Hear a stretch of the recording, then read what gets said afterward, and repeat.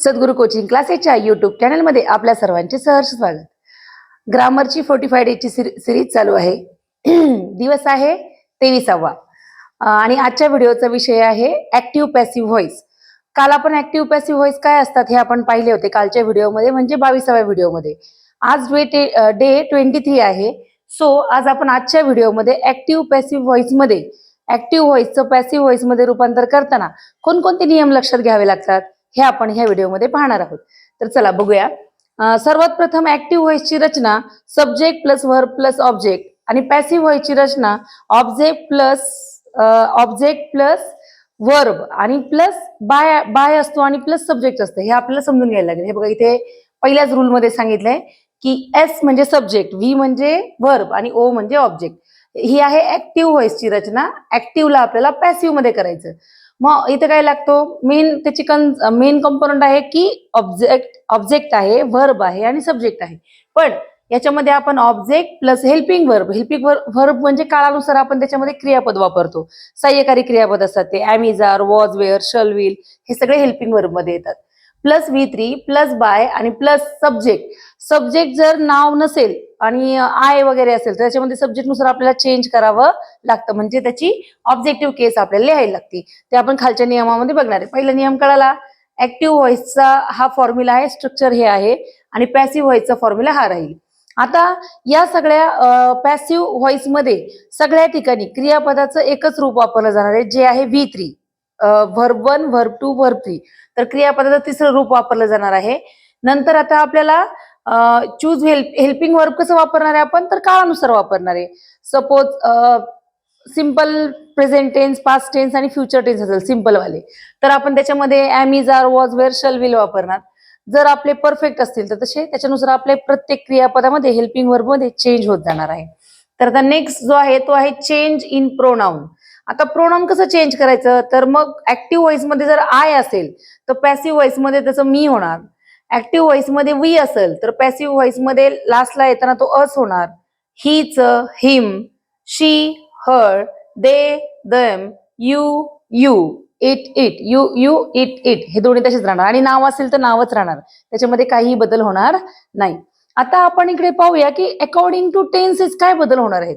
तर ऍक्टिव्ह व्हॉइसची रचना आपण डाव्या हातावर त्याचे फॉर्म्युले सगळे शिकलो होतो. टेन्सेस मध्ये आपण सगळा टॉपिक कव्हर केलाय. 12 प्रकारचे काळ आपण पाहिलेले आहेत. आता आपण पॅसिव्ह व्हॉइस साठी आपण आपला उजवा हात राखून ठेवणार आहे. तर पॅसिव्ह व्हॉइसची रचना जी आहे, तर आपल्या ह्यात 7 प्रकारची वाक्य, काळातली वाक्य बोलली जातात. पहिले आहे सिंपल, मग कंटिन्युअस आणि मग परफेक्टचे 2 असे, हे 3, 2 आणि हे 2 असे 7 काळामध्ये वाक्य बोललं जातं. तर आता सगळ्यात पहिले बघूया सिंपल प्रेझेंट टेन्सचा फॉर्म्युला आहे S plus V plus O. याचं जर पॅसिव्ह व्हॉइस मध्ये कन्व्हर्जन करायचं असेल तर काय करायला लागतं, तर आपल्याला माहिती की पॅसिव्ह व्हॉइसची रचना त्याच्यामध्ये ऑब्जेक्ट सुरुवातीला असतो म्हणजे ओ आधी, सगळ्या ठिकाणी ओ आधी आणि शेवटी बाय आणि सब्जेक्ट ऑब्जेक्टिव्ह केस मध्ये असणार आहे. मग इथलं फॉर्म्युला लक्षात ठेवायचं म्हणजे काय करायचंय, तुम्हाला माहितीये सगळ्या ठिकाणी V3च येणार आहे. सगळ्या ठिकाणी ऑब्जेक्टनी सुरुवात झाली आहे. मग हे आपल्याला पाठ करायची गरज नाही. एकदा आपण स्ट्रक्चर पाठ केलं तर we don't need to remember this things, की इथं ऑब्जेक्ट आहे, शेवटी V3 आहे, बाय आणि ऑब्जेक्ट. हे सगळे कॉमन गोष्टी आहेत. काय आहेत? कॉमन गोष्टी आहेत. सेंटेन्स मधल्या फॉर्म्युल्यातल्या ह्या सगळ्या कॉमन आहेत. ज्याला अंडरलाईन केलंय सगळीकडे कॉमन आहे. बघा इथे पण कॉमन आहे, सगळीकडे कॉमन आहे. म्हणजे वी डोंट रिमेंबर दिस, आपल्याला काही गरज नाही रिमेंबर करायची. एकदा आपण स्ट्रक्चर पाठ केलं की आपल्याला हे कळू जाईल. मग आपल्याला लक्षात काय ठेवायचं की सिंपल प्रेझेंट टेन्स असेल तर त्याच्यामध्ये हेल्पिंग वर्ब कुठलं वापरू, हेल्पिंग वर्ब वापरायचं इज किंवा आर. आता इज आणि आर मध्ये कन्फ्युजन होण्यासारखं काहीच नाही. जर सिंग्युलर ऑब्जेक्ट असेल तर इज वापरायचं आणि जर ऑब्जेक्ट प्युरल असेल तर आपण आर वापरतो. जसं की स्टुडंट असेल तर इज वापरणार, स्टुडंट्स असेल तर आर वापरणार. तसंच सिंपल पास्ट टेन्स मध्ये अख्खा फॉर्म्युला तोच आहे. O plus was were V3 plus by plus subject in objective case. याच्यामध्ये पण बघा आपण काय केलं, इथे फक्त वॉज वेअर लक्षात ठेवणं इम्पॉर्टंट आहे. इथे जसं इज आणि आर होता तसं इथे वॉज आणि वेअर, इथं विल बी येतो, इथे विल आणि बी येतो. शल इथे येत नाही ऍक्च्युली, कारण ऑब्जेक्टला आपण कधी शल लावत नाही. आय आणि वीच्या पुढे शल असतं, ऑब्जेक्टच्या पुढे शल लावायची गरज नसते. म्हणजे हे वाक्यामध्ये परफेक्ट विलच येणार आणि विलच्या पुढे बी लावायचं आहे आपल्याला. तर फॉर्म्युला बघा किती सोपी, पहिली लाईन किती सोपी बघा. इथे काय आहे, is are, am is are म्हणू शकतो पण आय एम शक्यतो येत नाही. मग इज आर, वॉज वेअर आणि विल बी हे झालं सिंपल वाले जे आहे प्रेझेंट टेन्स, पास्ट टेन्स आणि फ्युचर टेन्स यांचे सिंपल वाले जे टेन्सेस आहेत त्याचं हे फॉर्म्युले झाले. लक्षात ठेवायला किती सोपं आहे बघा. इथे काय लागणार, इज आर, वॉज वेअर आणि विल बी. हा जरा पॅसिव्ह व्हॉइसचं पहिलं फिंगर आपलं. आता याच्यामध्ये जर आपण पुढे गेलो तर आहे आपला प्रेझेंट कंटिन्युअस. प्रेझेंट कंटिन्युअसचा ऍक्टिव्ह व्हॉइसचा फॉर्म्युला आहे सब्जेक्ट. इथे दिलाय बघा मी. ऍक्टिव्ह व्हॉइसचा फॉर्म्युला आहे subject plus am is are V four plus object. मग आता याचा पॅसिव्ह व्हॉइस करताना काय बदल होणार आहे, तर एम इज आर, इथं एम इज आर तसंच राहणार, या इज किंवा आर वापरणार आणि हे क्रिया चालू आहे हे दाखवलंय आपण. हा काळ कंटिन्युअस म्हणजे आपण जेव्हा क्रिया चालू आहेत, भूतकाळात चालू होती, भविष्यकाळात चालू असेल, वर्तमान काळात चालू आहे हे दाखवण्यासाठी आपण हा काळ वापरतो. आणि याच्यामध्ये जर आपण याची काळामध्ये याचं पॅसिव्ह व्हॉइस मध्ये चेंज करत असेल, ऍक्टिव्ह व्हॉइस पॅसिव्ह व्हॉइस मध्ये करत असेल, तर सगळ्यात महत्वाची गोष्ट आहे याच्यामध्ये बीइंग हा शब्द येतो. काय शब्द येतो, बीइंग, म्हणजे क्रिया सुरू होती असं. म्हणजे ऑब्जेक्ट, इज किंवा आर आणि बीइंग. म्हणजे आता अख्ख्या फॉर्म्युल्यामध्ये आपल्याला लर्न काय करायचंय, तर इज, आर आणि बीइंग हे आपल्याला लर्न करायचं. कारण बाकीचं सगळं स्ट्रक्चर तर पॅसिव्ह व्हॉइसच्या रचनेनुसार सेम आहे. ऑब्जेक्ट सुरुवातीला आहे, शेवटी V3 plus by plus object subject in objective case, हे सगळं सगळीकडे कॉमन असणार आहे. मग फॉर्म्युला तिथे काय आला, काय लक्षात ठेवायचं, इथे आपल्याला ह्या बोटावर इज, आर, बीइंग हे लक्षात ठेवायचं आहे. आणि सगळ्या ठिकाणी क्रियापदाचं तिसरंच रूप येणार आहे. त्यामुळे क्रियापदाचं रूप पाठ करायची गरज नाही. सुरुवातीला ऑब्जेक्ट हे लक्षात ठेवायची गरज नाही. शेवटी सब्जेक्ट बाय आणि सब्जेक्टने जोडणारे हे लक्षात ठेवायची गरज नाही. फक्त आपल्याला हेल्पिंग व्हर्ब लक्षात ठेवायचे आणि हेल्पिंग व्हर्ब वापरता आले पाहिजेत योग्य ठिकाणी. योग्य तो हेल्पिंग व्हर्ब आपल्याला वापरता यायला पाहिजे. आता नेक्स्ट जर बघितलं आपण तर पास्ट कंटिन्युअस टेन्स आहे. याच्यामध्ये पण बघा वॉज वेअर बीइंग आलं. इथे फक्त काय बदललंय, तर वॉज वेअर बीइंग. पूर्ण फॉर्म्युला सेम आहे, फक्त इथं पास्ट कंटिन्युअस टेन्स आहे. म्हणजे इथं वॉज वेअर होता, मग तिथे वॉज वेअर बीइंग आलं. V3 plus by plus subject in objective case. आणि आता पुढचा जो आहे तो प्रेझेंट परफेक्ट आहे, म्हणजे हा वाला. आता ही जी वाक्य आहे, बाकीची वाक्य फ्युचर मधला एकच टेन्स बोलला जातो, जो आहे सिंपल फ्युचर. बाकीचे फ्युचर मधले कुठलेही टेन्स बोलले जात नाही. म्हणजे ह्या लाईन मध्ये आपल्याला फक्त एकच पाठ करायचा, इथे इथे आणि ही पूर्ण लाईन जी आपली लास्ट आहे परफेक्ट कंटिन्युअस टेन्स, हा ऍक्टिव्ह व्हॉइस पॅसिव्ह व्हॉइस मध्ये बोलला जात नाही. म्हणजे याच्यात एकूण 7च फॉर्म्युले आहेत. तर आपल्याची आता पास्ट प्रेझेंट परफेक्ट जो आहे त्याच्यामध्ये फॉर्म्युला काय ऍक्टिव्ह व्हॉइसचा, subject plus have has plus V3 plus object. मग आता याच्यामध्ये फॉर्म्युला काय होणार, आपण एक लाईन खाली चाललो, मग इथे जसा बीइंग आला तसा इथे पाहुणा काय येतो, बीन नावाचा पाहुणा येतो. म्हणजे बीन याच्यामध्ये आलं पाहिजे. जसं बी असतं इथं सिंपल प्रेझेंट मध्ये, तसं इथं त्याचा बीचा इथं बीन होतो. कशामध्ये, परफेक्ट प्रेझेंट आणि परफेक्ट पास्ट मध्ये. तर इथे लक्षात काय ठेवायचं, हॅव हॅज बीन. बाकी सगळं सेम आहे बघा. हॅव हॅज बीन आहे इथं आणि हॅड बीन आहे इथं. पास्ट टेन्स असेल तर हॅड बीन. म्हणजे अशा प्रकारे आपण हे 7 जे आहेत पॅसिव्ह व्हॉइसच्या 7 रचना, बघा मी परत एकदा सांगते, आपण रिवाइज करूया. माझा उजवा हात मी पॅसिव्ह व्हॉइसला राखून ठेवलाय. उजव्या हातावरचा पहिला जो रकाना आहे तो प्रेझेंट टेन्स आहे, मधले जे रकाना आहे तो पास्ट टेन्स आहे आणि शेवटचा जो रकाना आहे तो फ्युचरचा आहे. तर फ्युचरमध्ये आपल्याकडे फक्त फ्युचरचं एकच वाक्य बोललं जाणार आहे, सिंपल फ्युचर. बाकीची वाक्य बोलली जाणार नाही. म्हणजे बाकी सगळी रिकामे हे जे बॉक्स आहेत ते रिकामे असतील. खालचा बोलला जात नाही. राहिलं काय मग, हे 3, हे 2 आणि हे 2, म्हणजे 7 फॉर्म्युलाज आपल्याला लर्न करायचे, जे मी इथं लिहिले आहेत. मग लर्न करताना आपल्याला ऍक्च्युली आपण ऍक्टिव्ह टू पॅसिव्ह करतोय. म्हणजे सुरुवात आपली ऑब्जेक्टने होणार आणि शेवटी V3 plus by plus subject in objective case, हे आपलं फिक्स आहे. मग आता पहिल्या ह्याच्यात काय येणार, सिंपल प्रेझेंट मध्ये काय काय बदललं, इज आर आलं, इथं वॉज वेअर आलं आणि इथं विल बी आलं. मग आता इथे काय येणार, is are being, was were being. इथं हा बोलला जात नाही. मग पास्ट टेन्स मध्ये काय आलं, हॅव हॅज बीन आणि हॅड बीन. अशा प्रकारे आपण हे बोटावर सुद्धा आपण इकडचे टेन्स इकडे आपण शिफ्ट करू शकतो. तर आता याचे पुढचे जे नियम आहे, आपण आता काय करूयात, एक वाक्य घेऊयात आणि त्या वाक्याचं मी तुम्हाला एक सिंपल प्रेझेंट टेन्स मधलं वाक्य घेते आणि त्याच्यात सगळे याच्यात चेंज करून तुम्हाला मी त्याचे चेंज कसं होतं अकॉर्डिंग टू रूल्स ते मी तुम्हाला दाखवते. आता बघा, प्रेझेंट टेन्स मधलं वाक्य घेतलं आपण. वाक्य आहे, शी राईट्स अ लेटर. ओके, वाक्य आहे सिंपल प्रेझेंट टेन्स मधलं हे वाला वाक्य आहे एस प्लस व्ही प्लस ओ.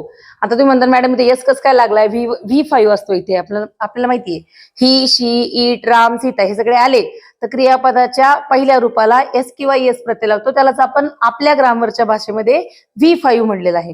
म्हणजे इथं राईट्स आलं. ओके, आता याचं जर आपल्याला काय करायचं आहे, हा ऍक्टिव्ह व्हॉइस मध्ये आहे तर याला आपल्याला पॅसिव्ह व्हॉइस मध्ये चेंज करायचंय. तर त्याला पॅसिव्ह व्हॉइस मध्ये चेंज करायला काय करायला लागेल, तर याच्यामध्ये ऑब्जेक्ट काय आहे, अ लेटर. अ लेटरनी सुरुवात होणार वाक्याची, अ लेटर. आता मला सांगा एक लेटर लिहिलंय ना, मग इज येणार का आर येणार, सिंगल आहे इज येणार, आणि प्युरल असेल लेटर्स असेल तर मग आर येणार. अ लेटर इज, आणि राईटचं तिसरं रूप काय आहे, राईटचं तिसरं रूप रिटर्न आहे. A letter is written by her. कळालं, a letter is written by her. आता समजा हेच वाक्य पास्ट टेन्स मध्ये असलं असतं, simple past, she wrote a letter. बघा हा सिंपल पास्ट आहे, तर मग याचं पॅसिव्ह व्हॉइस कसं झालं असता, तेच की ऑब्जेक्ट सुरुवातीला अ लेटर. आता मला सांगा अ लेटर आहे, मग वॉज येणार की वेअर येणार, तर वॉज येणार, लेटर एकच आहे. A letter was written by V3, क्रियापदाचं तिसरं रूप रिटर्न बाय. शीचं काय होणार होतं, हर. आपण बघितलं मग अशी प्रोनाउन मध्ये काय काय चेंज होतात त्याच्यामध्ये बघितलं, शीचं काय होणार होतं, हर. आता जर पुढं हेच वाक्य आपलं सिंपल फ्युचर मध्ये असलं, शी विल राईट अ लेटर, हा सिंपल फ्युचर टेन्स आहे तुमचा. आणि याचा आपल्याला जर पॅसिव्ह व्हॉइस करायचं असतं, आपण याला नंबर देऊयात म्हणजे आपल्या लक्षात येईल. 1 नंबर, 2 नंबर, 3 नंबर. आता याचं आपल्याला पॅसिव्ह व्हॉइस मध्ये करायचं, passive voice. A letter, a letter. आता इथं शल आणि विल मधलं विलच येणार इथं नेहमी, विल बी येणार ना, इथे बी येणार नक्की, कारण हा आपल्याला पॅसिव्ह व्हॉइसची रचनेमध्ये बी आहे बघा फॉर्म्युल्यामध्ये, will be written by her. Okay, आता फोर्थ जो पुढचा जो टेन्स आहे तो आहे आपला कंटिन्युअस प्रेझेंट टेन्स. बघा हा प्रेझेंट कंटिन्युअस टेन्स मध्ये, she is writing a letter, she is writing a letter. बर, मग आता याच्यामध्ये काय होणार, a letter is being, a letter is being written by her. Okay, आता जर तिने भूतकाळात वाक्य म्हणजे पत्र लिहिलं असतं, म्हणजे she was writing a letter, writing a letter, याच्यामध्ये काय आलं असतं, अ लेटर वॉज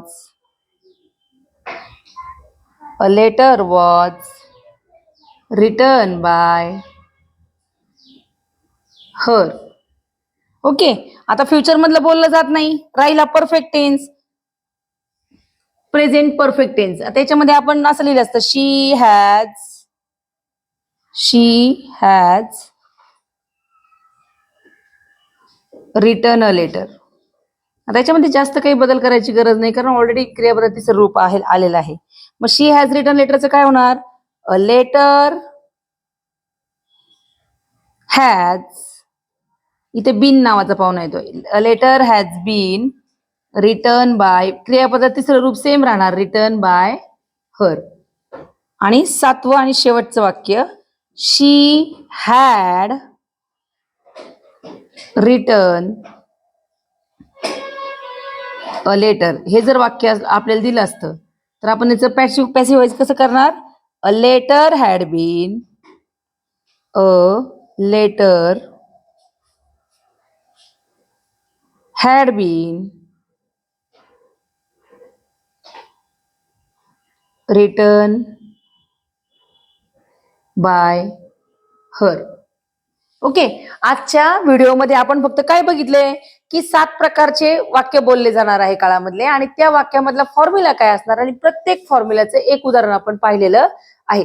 आणि पुढच्या व्हिडिओमध्ये आपण जे उरलेले वाक्य आहेत की समजा त्याच्यामध्ये आपण मॉडल ऑक्झिलरी आली किंवा बी गोईंग टू असा शब्द आला किंवा एखादा इन्फिनिटिव्ह आला, तर ते वाक्यामध्ये आपण कसे बदल करावे ते वाक्य पाहूया आणि पुढच्या व्हिडिओमध्ये आपण खूप जास्त प्रॅक्टिस घेऊया, कारण आपल्याला सगळे नियम आता कळलेले आहेत. ह्या व्हिडिओमध्ये सगळे नियम आपण ऑब्झर्व केलेत. काळानुसार काही काही चेंजेस होणार आहेत ते पण आपण पाहिलेले आहेत. आशा आहे तुम्हाला आजचा व्हिडिओ नक्की कळला असेल. जरी काही शंका असतील तर कमेंट सेक्शन मध्ये नक्की कळवा आणि पूर्ण सिरीजचा एन्जॉय करा. आपल्या चॅनलला लाईक करा, शेअर करा, सबस्क्राईब करा. जे मुलं क्लासला येऊ शकत नाही त्यांच्यापर्यंत ह्या व्हिडिओची लिंक पोहोचवा आणि त्यांना घर बसल्याही अभ्यास करू द्यात. आशा आहे तुम्हाला आजचा व्हिडिओ नक्की कळला असेल. मनापासून तुम्ही सगळेजण व्हिडिओ पाहतात, तुमची दाद देतात त्याबद्दल तुमचे मनापासून आभार. भेटूया पुढच्या व्हिडिओमध्ये. धन्यवाद.